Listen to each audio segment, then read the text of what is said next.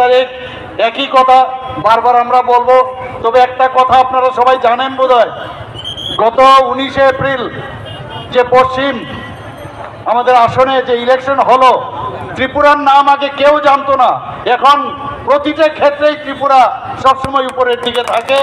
ত্রিপুরাতে 81% উপরে আমাদের মতদাতারা ভোট দিয়েছেন।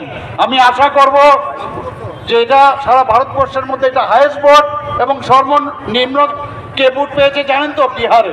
যাই হোক, আমরা এখন সর্বোচ্চ মতদান মাধ্যমে আমরা 81%-এ আছি, এবং আগামী 26শে এপ্রিল এখানে আমি চাইবো যে একটা কম্পিটিশন হোক, হেলদি কম্পিটিশন হোক।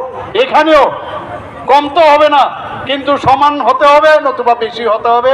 সবাইকে আমি বলবো 26 তারিখ সকাল দিয়ে আমাদের যিনি প্রার্থী, আমাদের মহারানী কৃতি সিং দেববর্মা মহোদয়কে বিপুল ভোটে আপনারা জয় করবেন।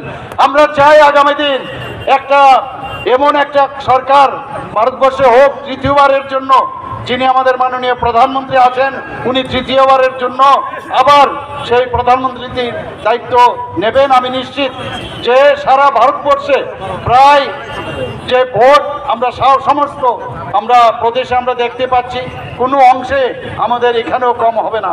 97 কোটি ভোট ভোটদাতারা আছেন, এবং সব জায়গার মধ্যে এখন মোদিজির উপর মানুষের ভরসা আছে। এবং আমি চাই যে আগামী দিন একটা সুন্দর সরকার, একটা ট্রান্সপারেন্সির সরকার আমাদের ভারতবর্ষে হোক, মোদিজির হাত শক্তিশালী হোক।